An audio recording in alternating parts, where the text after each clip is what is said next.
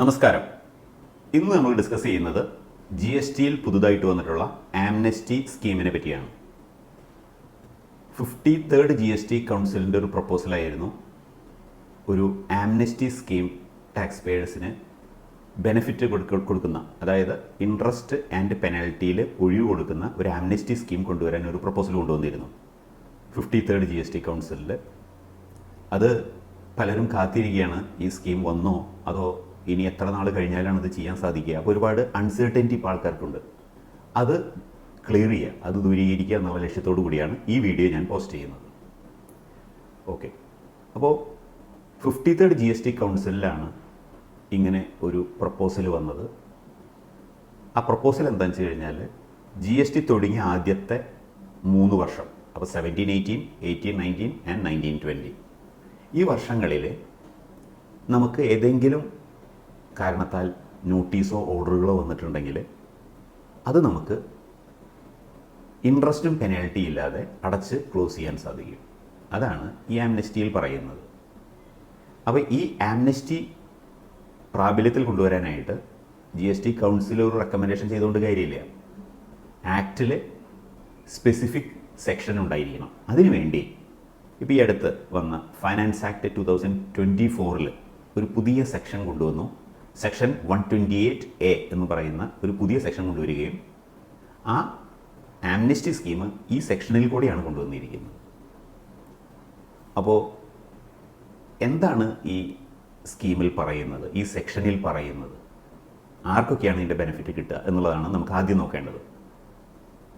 ഞാൻ പറഞ്ഞു, G S T തുടങ്ങിയ ആദ്യത്തെ 3 വർഷത്തേക്ക് മാത്രമേ ബെനിഫിറ്റ് ഉള്ളൂ.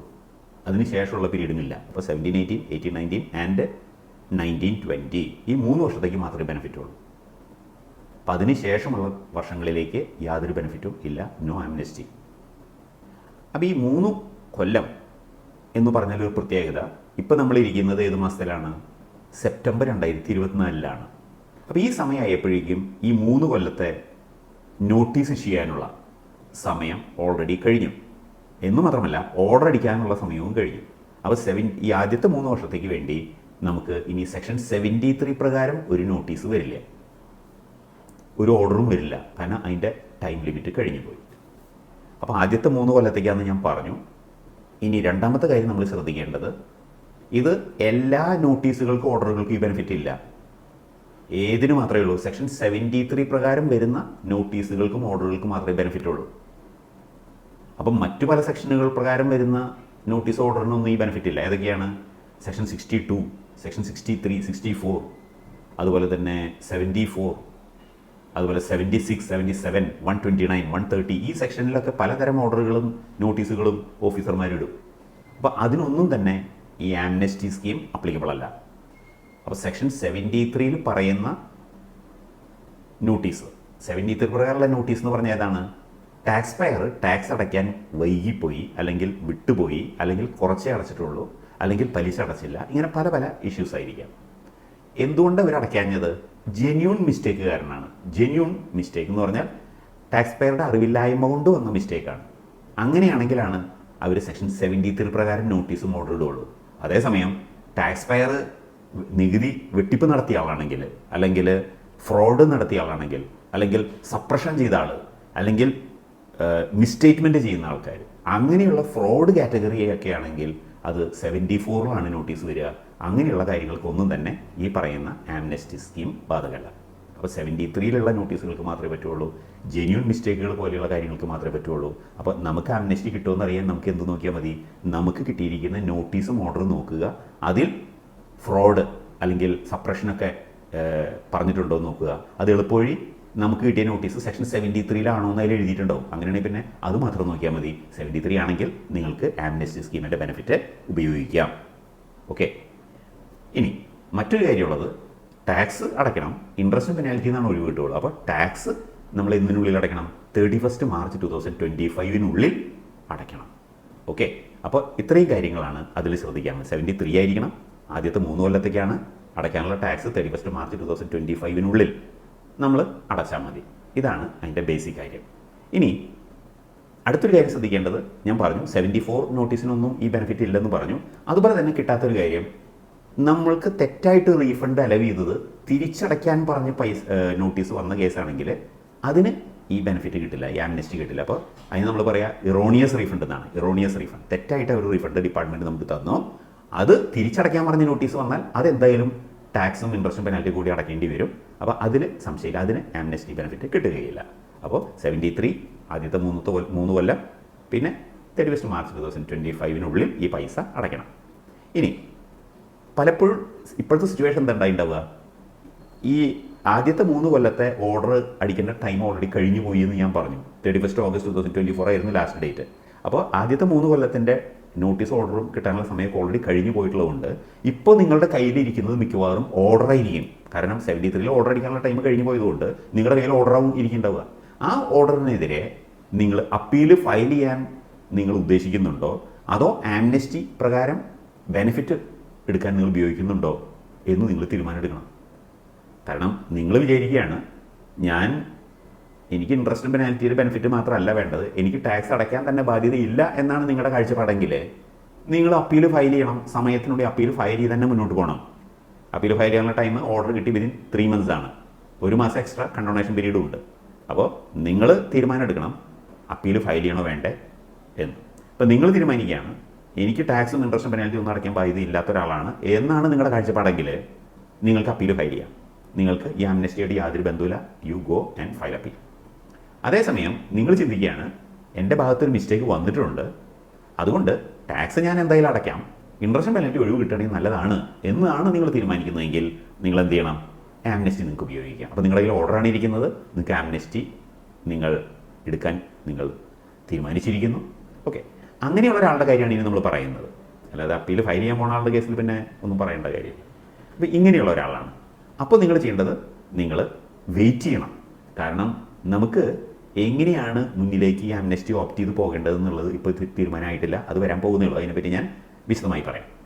ഓക്കെ, അപ്പോൾ നിങ്ങൾ അപ്പീൽ ഫയൽ ചെയ്യാൻ ഉദ്ദേശിക്കുന്നവർ അപ്പീൽ ഫയൽ ചെയ്യുക.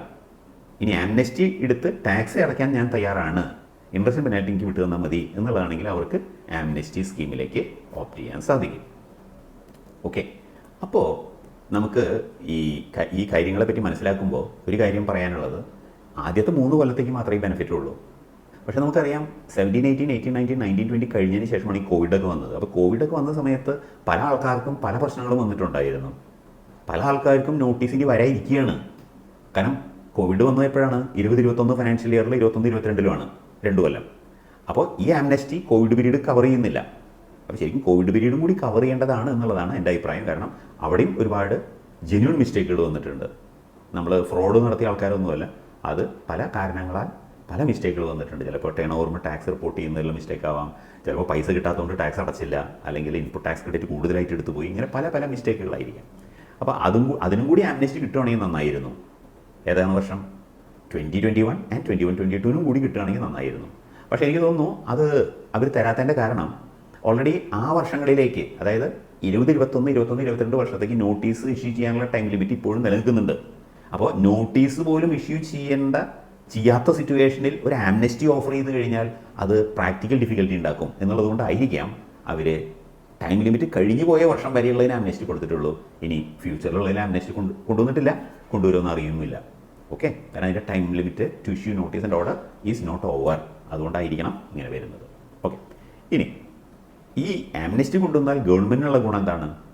ഗവൺമെൻറ്റിനുള്ള ഏറ്റവും വലിയ ഗുണം എന്ന് പറയുന്നത് ഗവൺമെൻറ്റിന് മിനിമം ഈ ടാക്സെങ്കിലും റിക്കവർ ചെയ്യാൻ സാധിക്കും. ഇൻട്രസ്റ്റ് പെനാൽറ്റി പോട്ടെ, ഈ ടാക്സ് കളക്ട് ചെയ്യാൻ പറ്റും. സെക്ഷൻ 70 പ്രകാരമുള്ള ഈ നോട്ടീസ് ആൻഡ് ഓർഡറിൻ്റെ ടാക്സ് കളക്ട് ചെയ്യാം.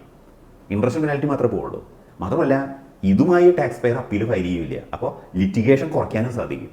കാരണം GST ഇൻട്രൊഡ്യൂസ് ചെയ്ത ആദ്യത്തെ 3 കൊല്ലം നിറയെ തെറ്റുകൾ വന്നിട്ടുണ്ട്. മിക്കവാർക്കും നോട്ടീസ് വന്നിരിക്കുന്നത് സെക്ഷൻ 73 അപ്പോൾ അങ്ങനെയുള്ള കേസിൽ ഒരു ജെന്യൂൻ മിസ്റ്റേക്ക് ആയതുകൊണ്ട് ആദ്യത്തെ 3 കൊല്ലത്തേക്കാണ് ഇവർ ഈ ബെനിഫിറ്റ് കൊടുക്കാൻ ഉദ്ദേശിക്കുന്നത്. അപ്പോൾ ടാക്സ് പെയർ ടാക്സ് പൂർണ്ണമായിട്ട് അടയ്ക്കുന്നു, ഇൻട്രസ്റ്റ് പെനാൽറ്റി മാത്രമേ വിട്ടുകൊടുക്കുന്നുള്ളൂ. അതൊരു ജെന്യൂൻ മിസ്റ്റേക്ക് ആയതുകൊണ്ട് ഇൻട്രസ്റ്റ് പെനാൽറ്റി വിട്ടുകൊടുക്കുന്നത് റീസണബിൾ ആണ്. ഗവൺമെൻറ്റിനുള്ള ഗുണം ടാക്സ് എങ്കിലും കിട്ടും. ഇൻട്രസ്റ്റ് പെനാൽറ്റിയും ഒക്കെ അത് പോട്ടേന്ന് വയ്ക്കാം, ടാക്സ് കിട്ടുന്നു, ലിറ്റിഗേഷൻ കുറയുന്നു. എന്ന് മാത്രമല്ല ഗവൺമെൻറ്റിനെ സംബന്ധിച്ചിടത്തോളം മറ്റൊരു കാര്യമുള്ളത്, ഈ GST കോമ്പൻസേഷൻ സെസ് ആദ്യത്തെ 5 കൊല്ലമൊക്കെ കിട്ടിയിരുന്നു കേരളത്തിന്. അപ്പോൾ കേരളത്തിലല്ല, എല്ലാ സംസ്ഥാനങ്ങൾക്കും നികുതി വരുമാനത്തിൽ എത്രത്തോളം കുറവ് വന്നോ അത്രത്തോളം പൈസയൊക്കെ അവർ നികത്തി കൊടുത്തിട്ടുണ്ടായിരുന്നു. അപ്പോൾ ഇപ്പോഴുള്ള പ്രത്യേകത എന്ന് വെച്ച് കഴിഞ്ഞാൽ ഇത് ശരിക്കും 17, 12, 19, 19 എന്ന് പറയുമ്പോൾ ഈ കോമ്പൻസേഷൻ നമുക്ക് കിട്ടിയ സംസ്ഥാനങ്ങളിലെ കിട്ടിയ വർഷങ്ങളിലെ കളക്ഷനാണത്. അപ്പോൾ ആക്ച്വലി നമ്മൾ നികുതി കളക്ഷൻ നികുതി കളക്ഷൻ നമുക്ക് അത്ര കിട്ടിയില്ല, നമുക്ക് കുറവ് കിട്ടിയുള്ളൂ എന്ന് കൊണ്ട് നമ്മൾ കോമ്പൻസേഷൻ വാങ്ങിയവരാണ്. അപ്പോൾ അങ്ങനെയുള്ള കോമ്പൻസേഷൻ കിട്ടിയൊരു വർഷത്തിലേക്കാണ് എക്സസ് പേയ്മെൻറ്റ് കിട്ടുന്നത്. അപ്പോൾ കേരളം കോമ്പൻസേഷൻ കിട്ടിയ സംസ്ഥാനങ്ങളാണ്. അപ്പോൾ ഇത് അവർക്കൊരു എക്സ്ട്രാ വരുമാനമാണ്. കാരണം ഇത് അന്ന് കിട്ടിയിരുന്നെങ്കിൽ അന്ന് ടാക്സ് പെയർ കറക്റ്റായിട്ട് ഈ പൈസ അടച്ചിരുന്നുവെങ്കിൽ അന്ന് കോമ്പൻസേഷൻ കിട്ടില്ലായിരുന്നു. ഇതിപ്പോൾ കോമ്പൻസേഷൻ അന്ന് കിട്ടി, ഇത് നമുക്ക് എക്സ്ട്രാ ആയിട്ട് കിട്ടി. അപ്പോൾ എന്തായാലും ആ നിലയ്ക്ക് ഇത് നല്ലതാണ്, കേരളത്തിന് നല്ലതാണ്. കാരണം അത്രയും പൈസ എക്സ്ട്രാ ആയിട്ട് കിട്ടും, ലിറ്റിഗേഷൻ കുറയും എന്നുള്ളതൊക്കെയാണ്. ഓക്കെ, ഇനി മറ്റൊരു കാര്യം ശ്രദ്ധിക്കാനുള്ളത് ഈ ആംനെസ്റ്റിയുടെ കാര്യമായിട്ട് ശ്രദ്ധിക്കുന്നത്, ഇപ്പോൾ ഓൾറെഡി ഈ ആദ്യത്തെ 3 വർഷത്തേക്കാണല്ലോ ആംനെസ്റ്റി. അപ്പോൾ ഈ 3 വർഷത്തെ കേസുകൾ പലരും അപ്പീൽ ഫയൽ ചെയ്ത് എടുക്കുകയായിരിക്കും. അപ്പോൾ അപ്പീൽ ഫയൽ ചെയ്തിട്ട് ഹിയറിംഗ് പെൻഡിങ് ആയിട്ട് നിൽക്കുകയായിരിക്കും, അല്ലെങ്കിൽ ഹിയറിംഗ് കഴിഞ്ഞിട്ട് നിൽക്കുകയായിരിക്കും. അപ്പോൾ നിങ്ങൾ അപ്പീൽ കമ്മീഷണറുടെ അടുത്ത് ഇങ്ങനെ ഒരു ആംനെസ്റ്റി ഞങ്ങൾ ഉപയോഗിക്കാൻ ഉദ്ദേശിച്ചിട്ടുണ്ട് എന്നൊരു ലെറ്റർ കൊടുത്താൽ നന്നായിരിക്കും. അപ്പോൾ ഒരു ഓർഡർ അടിക്കില്ല. അപ്പോൾ നമുക്ക് ആംനെസ്റ്റി നമുക്ക് ഓപ്റ്റ് ചെയ്യുമ്പോൾ കാര്യങ്ങൾ ക്ലിയർ ആയി. ഓക്കെ, അപ്പോൾ ആ ഒരു കാര്യം കൂടി മനസ്സിൽ വയ്ക്കണം. ഇനി ഈ ആംനെസ്റ്റിയുടെ ഒരു പ്രത്യേകത, നിങ്ങൾ ഓൾറെഡി അപ്പീൽ ഫയൽ ചെയ്തിട്ടാണ് നിൽക്കുന്നതെങ്കിൽ നിങ്ങൾ ഈ അപ്പീലൊക്കെ വിഡ്രോ ചെയ്യണം. അപ്പീൽ ഓൾറെഡി നിങ്ങൾ ഫയൽ ചെയ്ത് നിൽക്കുകയാണല്ലോ, പലരും അങ്ങനെ അപ്പീൽ ഫയൽ ചെയ്ത് നിൽക്കുകയാണ്. സെക്ഷൻ 73 കേസാണ്. ആംനെസ്റ്റി ഉപയോഗിക്കാൻ താല്പര്യമുണ്ട്. അതുകൊണ്ട് നമ്മൾ എന്ത് ചെയ്യണം? അപ്പീൽ വിഡ്രോ ചെയ്യണം, പിൻവലിക്കണം. അപ്പോൾ ഇതൊക്കെ നമ്മൾക്ക് ശ്രദ്ധിക്കാനുള്ള കാര്യങ്ങളാണ്. അതുകൊണ്ട് ഒറ്റയടിക്ക് ആംനെസ്റ്റി വന്നു എന്ന് വെച്ചാൽ അങ്ങോട്ട് ഓപ്റ്റ് ചെയ്യുക, പൈസ അടയ്ക്കാമെന്നല്ല. We have to wait. കുറേ കാര്യങ്ങൾ നമുക്ക് മനസ്സിലാക്കാനുണ്ട്. ഇനി എന്നു മുതലാണ് നമുക്ക് ആംനെസ്റ്റി ഓപ്റ്റ് ചെയ്യാൻ സാധിക്കുക? ഇതിന് നമ്മൾ വെയിറ്റ് ചെയ്യണം. കാരണം ഈ ഞാൻ നേരത്തെ പറഞ്ഞു, സെക്ഷൻ 128 ക്യാപിറ്റൽ എ എന്നും പറയുന്ന ഒരു സെക്ഷൻ ഫൈനാൻസ് ആക്ട് നമ്പർ 2 2024 കൊണ്ടുവന്നു. അപ്പോൾ ആ സെക്ഷനിലാണ് ഈ ആംനെസ്റ്റി സ്കീം കൊണ്ടുവന്നിരിക്കുന്നത്. അപ്പോൾ ആ സെക്ഷൻ ആക്റ്റീവ് അല്ല, ഇപ്പോൾ അത് നോട്ടിഫൈ ചെയ്തിട്ടില്ല. അത് ആദ്യം നോട്ടിഫൈ ചെയ്യണം. അത് നോട്ടിഫൈ ചെയ്താലാണ് നമുക്ക് ഈ ആംനെസ്റ്റി സ്കീം ഉപയോഗിച്ച് തുടങ്ങാൻ സാധിക്കുകയുള്ളൂ. അപ്പോൾ അത് ഇതുവരെ നോട്ടിഫൈ ചെയ്തിട്ടില്ല. മിക്കവാറും അത് നവംബർ ആദ്യമൊക്കെയായിട്ടാണ് നോട്ടിഫൈ ചെയ്യാൻ സാധ്യത വരുന്നത്. അപ്പോൾ ആ സമയമാകുമ്പോഴാണ് ഈ 128A എന്ന് പറയുന്ന സെക്ഷനൊക്കെ നോട്ടിഫൈ ഉള്ളൂ എന്നാണ് മനസ്സിലാക്കുന്നത്. അപ്പോൾ നവംബർ 1 ശേഷമാണ് ഇത്, അല്ലെങ്കിൽ നവംബർ 1 ആയിരിക്കാം ഇത് 128A എന്ന് പറയുന്ന സെക്ഷൻ നോട്ടിഫൈ ചെയ്യുന്നത്. അത് നോട്ടിഫൈ ചെയ്താൽ അപ്പം തന്നെ നമുക്ക് യൂസ് ചെയ്യാൻ പറ്റില്ല ആംനെസ്റ്റി. എന്തുകൊണ്ടാണെന്ന് വെച്ച് കഴിഞ്ഞാൽ ഈ സെക്ഷൻ നോട്ടിഫൈ ചെയ്താൽ പ്രാബല്യത്തിൽ കൊണ്ടുവന്നാലും ഇതുമായി നമ്മൾ ഫോളോ ചെയ്യേണ്ട കണ്ടീഷൻസ് ആൻഡ് റെസ്ട്രിക്ഷൻസും കൂടി റൂളിൽ കൊണ്ടുവരാനുണ്ട്. അതിനുവേണ്ടി ഒരു പുതിയ റൂൾ 164 എന്ന് പറയുന്ന ഒരു പുതിയ റൂൾ കൊണ്ടുവരികയും അതിൽ എന്തൊക്കെയാണ് നമ്മൾ ഫോളോ ചെയ്യേണ്ട കണ്ടീഷൻസ് ആൻഡ് റെസ്ട്രിക്ഷൻസ് എന്ന് ആ റൂളിൽ ഉണ്ടായിരിക്കും. അപ്പോൾ റൂള് വരണം, ആ റൂളിൻ്റെ ഒപ്പം തന്നെ അതുമായി ബന്ധപ്പെട്ട ഫോമുകൾ കൊണ്ടുവരണം. ഇതൊക്കെ കൊണ്ടുവരാനുണ്ട്. ഈ ഫോം വന്നാൽ മാത്രം പോരാ, ഇനി നമ്മൾ എന്ത് ചെയ്യണം? CBIC ഒരു സർക്കുലർ ഇഷ്യൂ ചെയ്യാൻ ഉദ്ദേശിച്ചിട്ടുണ്ട്. ഈ ആംനെസ്റ്റി ആർക്കൊക്കെ കിട്ടും, ആർക്കൊക്കെ കിട്ടില്ല, എങ്ങനെയാണ് അതിൻ്റെ പ്രൊസീജിയർ ചെയ്യേണ്ടത്, ഏതൊക്കെ കണ്ടീഷൻസാണ് സാറ്റിസ്ഫൈ ചെയ്യേണ്ടത് എന്നൊക്കെ പറഞ്ഞ് ഒരു സർക്കുലറും കൂടി ഒരു ഇഷ്യൂ ചെയ്യും. ഇതൊക്കെ വന്നാലാണ് നമുക്ക് ഒരു ആംനെസ്റ്റി സ്കീമിൽ നമുക്ക് അർഹതയുണ്ടോ, അല്ലെങ്കിൽ അതെങ്ങനെയാണ് ചെയ്യേണ്ടത്, അതിന് പാലിക്കേണ്ട കണ്ടീഷൻസ് എന്താണ് എന്നൊക്കെ നമുക്കറിയണമെങ്കിൽ ഇത്രയും കാര്യങ്ങൾ കഴിയണം. ഏതൊക്കെ കഴിയണം? 128A നോട്ടിഫൈ ചെയ്യണം. അതിനുശേഷം റൂൾ 164 കൊണ്ടുവരണം. പുതിയ റൂളാണ്, അതിനുള്ള ഫോം കൊണ്ടുവരണം. ഓക്കെ, GST പോർട്ടൽ ഇതൊക്കെ ഫോമൊക്കെ റിസീവ് ചെയ്യാനുള്ള ഫെസിലിറ്റി കൊണ്ടുവരണം. ദെൻ CBIC സർക്കുലർ ഇഷ്യൂ ചെയ്യണം. ഇതെല്ലാം നടക്കണം. അപ്പോൾ നവംബർ മാസത്തിൽ ഇതൊക്കെ നടക്കുമെന്നാണ് പ്രതീക്ഷിക്കുന്നത്. അപ്പോൾ നമുക്ക് നവംബർ, ഡിസംബർ, ജനുവരി, ഫെബ്രുവരി, മാർച്ച് മാസങ്ങളിലായിട്ട് ഈ ആംനെസ്റ്റിക്ക് ഓപ്റ്റ് ചെയ്ത് ഈ പ്രശ്നങ്ങളൊക്കെ സെറ്റിൽ ചെയ്യാൻ സാധിക്കും എന്നാണ് നമ്മൾ പ്രതീക്ഷിക്കുന്നത്. അപ്പോൾ എന്തായാലും നിങ്ങൾക്ക് ആംനെസ്റ്റി ഇത് കുറച്ച് വലിയ വീഡിയോ ആയിപ്പോയി. കാരണം പലരും ഈ ആംനെസ്റ്റി എന്ന് പറഞ്ഞാൽ പൈസ അടച്ചാൽ പോരെയെന്ന് ചിന്തിക്കുകയാണ്.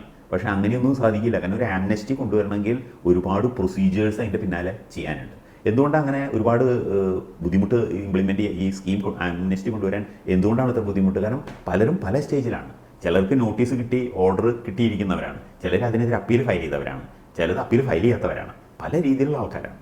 ചിലപ്പോൾ ഒരു നോട്ടീസിൽ തന്നെ സെക്ഷൻ 73 ഇഷ്യൂ ഉണ്ടാവും, 74 ഇഷ്യൂ ഉണ്ടാവും. അപ്പോൾ ഡൗട്ട് വരും, ഇത് നമുക്ക് നോട്ടീസ് 2 ഇഷ്യൂ ഒരു നോട്ടീസിൽ വന്നതുകൊണ്ട് ഇത് അങ്ങനെ ചെയ്യരുതെന്നുകൊണ്ട് കേരള ഗവൺമെൻറ് സർക്കുലറൊക്കെ ഇഷ്യൂ ചെയ്തിട്ടുണ്ട്. എന്നിരുന്നാലും CGSTക്കാരൊക്കെ അതൊക്കെ ഇഷ്യൂ ചെയ്തിട്ടുണ്ടാവും. അപ്പോൾ കാരണം പല രീതിയിലാണ് ആൾക്കാർ ചെയ്തിരുന്നത്. അപ്പോൾ അതുകൊണ്ട് നമുക്ക് ഇന്ന രീതിയിൽ എല്ലാവരും ചെയ്തിട്ടുള്ളതെന്ന് ഊഹിക്കാൻ സാധിക്കില്ല. ഓക്കെ, അപ്പോൾ ഒരു നോട്ടീസിൽ തന്നെ 2 സെക്ഷനും 73 74 ഉണ്ടെങ്കിൽ നമുക്ക് ആംനസ്റ്റി പറ്റുമോ? അതോ 73യുടെ ഭാഗം മാത്രം പറ്റുമോ? അതോ ഒന്നും പറ്റില്ലേ? ഇതൊക്കെ മനസ്സിലാക്കാനുണ്ട്. ചിലരൊക്കെയാണെങ്കിൽ ടാക്സ് ഓൾറെഡി അടച്ചു വെച്ചിട്ടുണ്ട്, ഇൻട്രസ്റ്റ് ആണ് അടയ്ക്കാത്തത്, അപ്പോൾ ഇൻട്രസ്റ്റിന് മാത്രമായിട്ട് ഒഴിവ് കിട്ടുമോ?